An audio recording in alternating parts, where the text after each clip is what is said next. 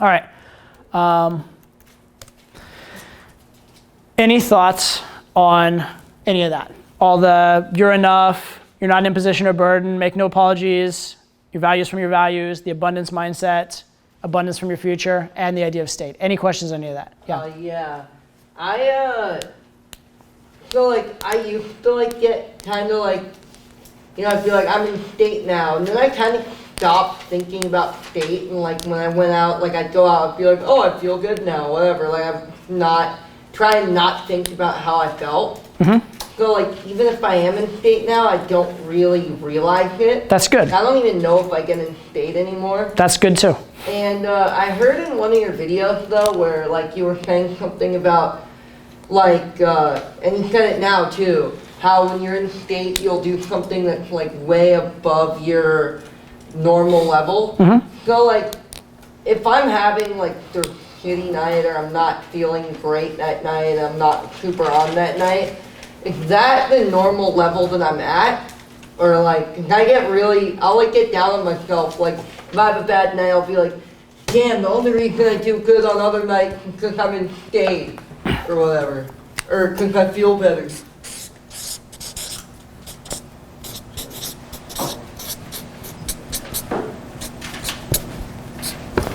I forgot about that.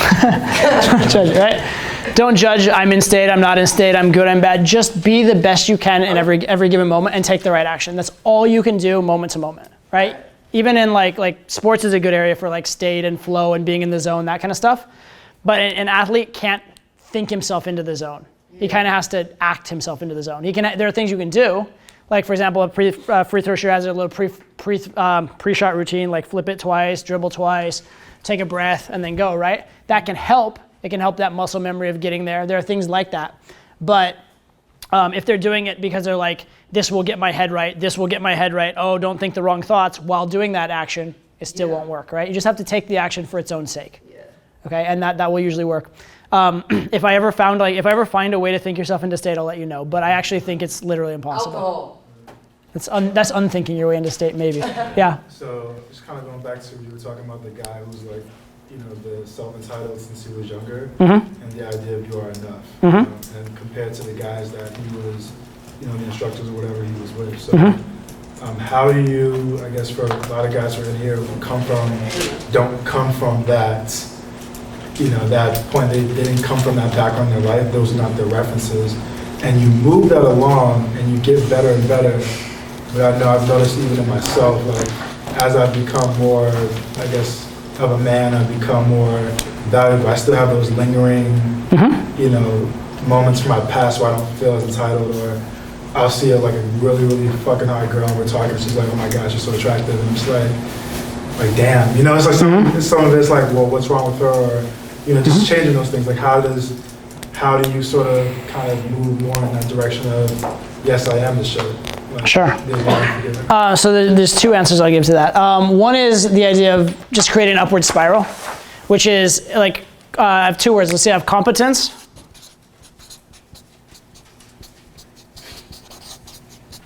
and confidence.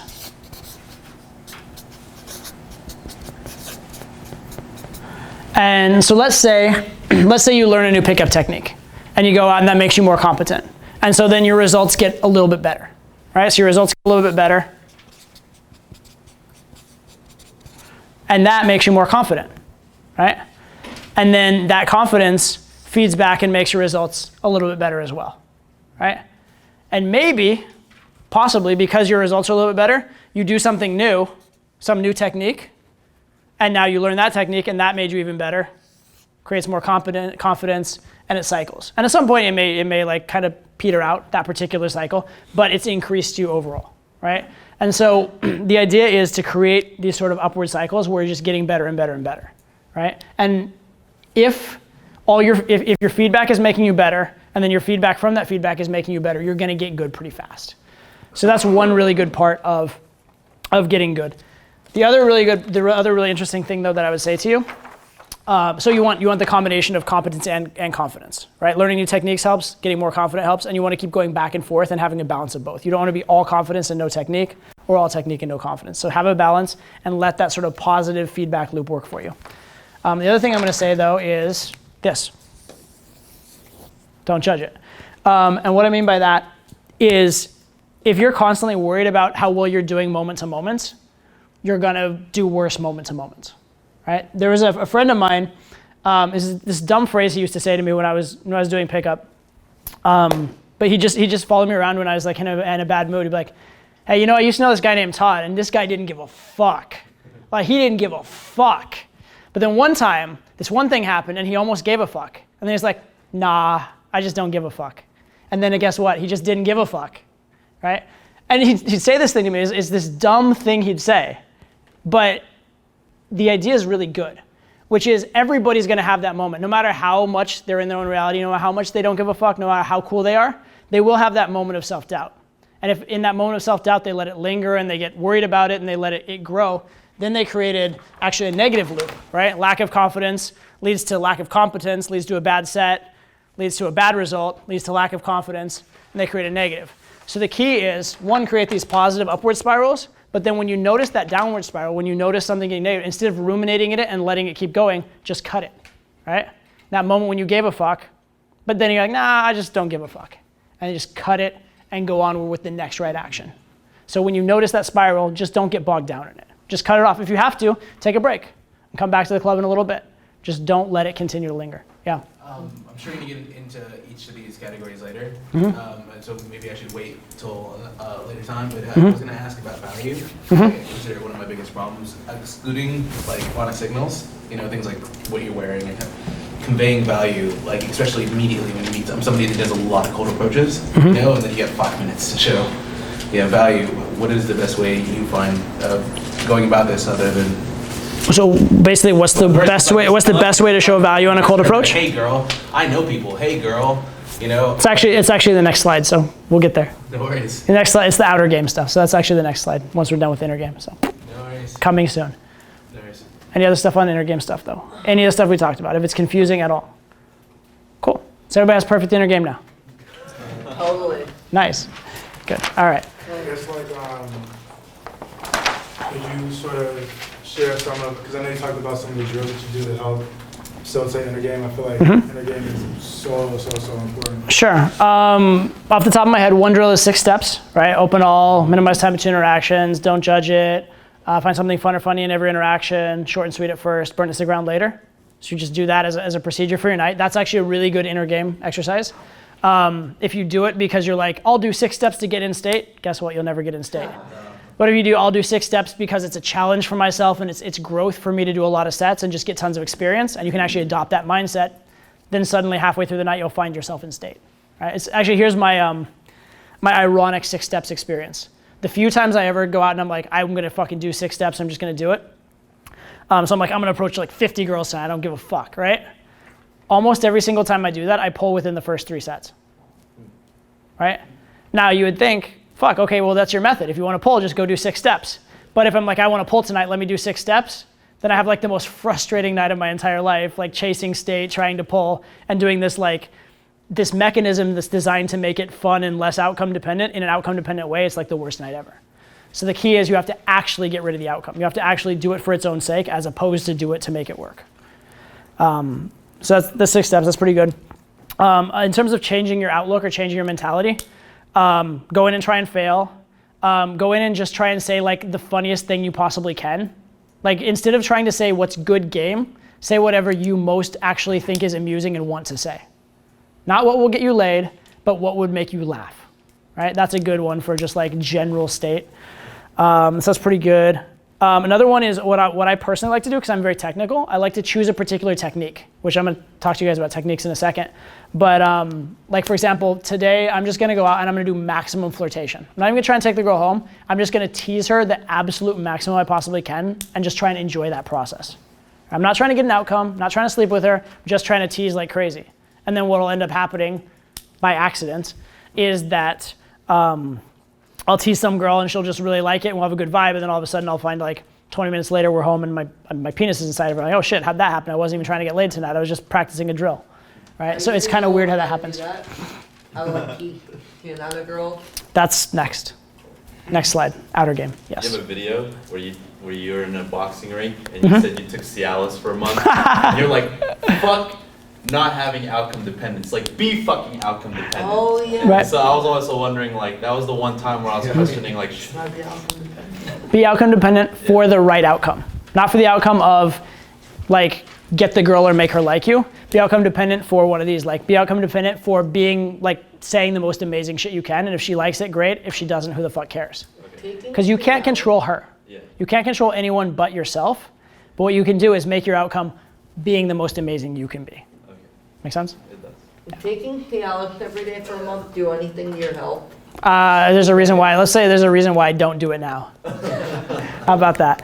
Levels were up the roof. Yeah. Do you find your nights are still roller coaster-like emotionally? Like when a girl really likes you, do you still feel the like happiness swell? And when she doesn't like you, you still feel the dips? Not nearly as intensely. Okay. Like maybe 1/50th or 1/100th as intensely as like typical guys would. Okay. Because I'm very used to all of it at this point. The highs it's actually kind of good because the highs I still feel a lot the same, but the lows I really just don't. Okay. Like it's kind of like there's just a cap on the low. So for you, when you're going into state, do you still get that off of good reactions, good emotions, or do you feel? It depends. I'll say this is kind of like silly and dorky or whatever, but I don't even know if I can do it right now. But there's this little like Todd like happy dance thing that I do sometimes when I'm in state. I'm just like in the club and just like, okay, let's go guys, right? I'm just happy. I'm just like animated and there. And sometimes I just go into the club and I already feel that way. Right. Sometimes some really good set happens and then I feel that way. Sometimes, surprisingly enough, a really bad set happens and then like I just have some adrenaline, feel it flowing and I feel that way. So it can be from a variety of different things. But I forgot part of the question, but essentially like there are a lot of different triggers for it. It's not necessarily any one thing and it's not necessarily any one predictable way, but I find that when my process is right and my ideas of what I'm gonna do are right, it tends to happen a lot. Okay. I guess the reason I'm asking is my nights are still very roller coaster-like. Mm-hmm. So like very riding the wave of like a positive interaction. But if I have a bad one, it's just, Mm-hmm. terrible nights. So did you train yourself to just hard enough and just? I just got desensitized. Okay. I did it so much that I just don't feel it as much. It's like an alcoholic, right? If I don't drink very often. I drink occasionally with girls like on dates and stuff like that, but I don't drink a lot. So I drink and I feel it pretty quickly, right? A true alcoholic, like they have to drink a whole lot of alcohol to really feel it, okay? I'm sort of like a social pressure alcoholic, if you will. Like I've felt so much social pressure in my lifetime over the last 15 years, and I continue to feel it on an ongoing basis so regularly that I probably still have those chemicals in my body, just my body's just very adapted to them and they don't affect me. Okay. And actually it's a tool in game, because in that moment where you and the girl are talking and you're nervous and she's nervous, I'm less nervous than she is. So I can just hold that eye contact calmly and she feels that social pressure and she'll like cut the silence and talk first, right? So for example, say a girl gives me a shit test, or she gives me a shit test and like stares me in the eyes to see my reaction. I just look at her like, cool. And then she feels that social awkwardness more than me, and then she breaks the silence, and so shit test passed.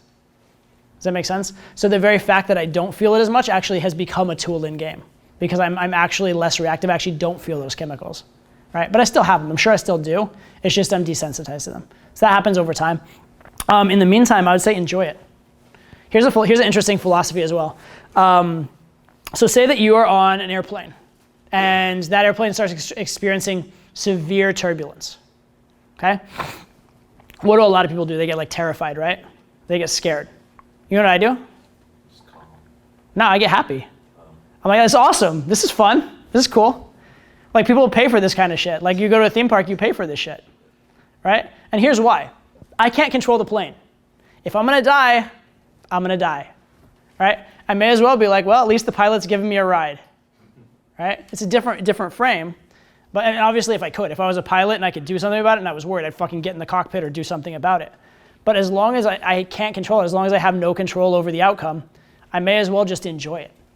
I may as well just like it. And so what I did actually, either consciously or unconsciously, I'm not really sure, back in the day, is I just got excited about doing approaches. that feeling of nervousness and like social pressure and anxiety, I just learned to love it. Because I knew it was a good thing. I knew I was gonna make myself do it. I made a rule for myself that every time I see a hot girl, I have to go. So there wasn't a choice. So I'm gonna feel that feeling, I may as well enjoy it. And I started to really like it. And here's the funny, ironic thing. Because I don't feel a lot of approach anxiety now, pickup is actually less fun for me than it used to be.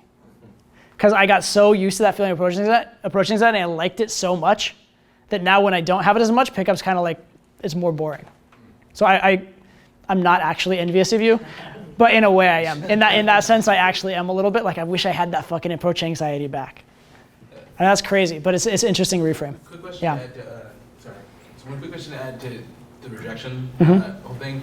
Like I find, like many others, like rejection ends up becoming funny stories later. You know, it's not For sure. It's not that big of a deal. Mm-hmm. But what about girls that you had a little bit more investment with? You know, or that maybe not girlfriends, but then Mm-hmm. ones you're like, oh, I really dug that chick. You know, you still find yourself like sometimes when something goes wrong or there's a miscommunication or something happens, still being invested and still feeling like going, you know, like fuck, and then trying to fix it, and then, I mean, it's never get a chase. I'm learning not to get caught up in my one-itis, but that's like one of my things. But So in one sentence, where are you going with this? I get the situation you're describing. What's the question? I ask your experience with that too. If you still have trouble with that, you get caught up. Do I still have it? Yeah, sometimes less so. It's just, again, it's happened so many times.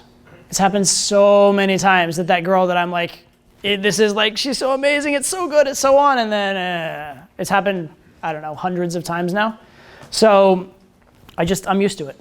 I'm used to it. It's not that big of a deal. It really isn't, because I know there will be another one. Like next week or next month or 2 weeks from now or whatever, there will be another one that I'll probably be like, this one's the most amazing one ever, or this one's the, you know what I mean? So, and here's the funny thing. It's something my assistant said the other day. He's like, there's nothing to make you care less about the girls in your phone than going out and getting new phone numbers, right? Like there was this girl I was so obsessed with, and then I got 3 new numbers today, and like, I don't even want to text her anymore. I want to text the new ones, right? And so when you do have that abundance and you have, you know, quality girls coming through the funnel, it's a lot easier to just not worry so much about that one other quality girl, right? Yeah. I was gonna say, like, as far as like those chemicals and everything, you know, for me personally, I experienced those very, very little. But I guess the hinge that I would say that kind of holds me back is I feel like the idea of sort of being embarrassed or looking stupid to me feels like different than, like, I don't actually, like, if I would go approach a girl, like, even if it's intimidating, I don't really feel that. Okay. But before I do it in my mind, I'm like, man, what if I look stupid and they're all looking at me like really awkwardly? Then it's just like, for some reason, I don't. So you get nervous about that, about the social aspect? Sure. So does that mean you have, like, if a girl's just on a street corner by herself, you'd have no problem, it's only with other people around?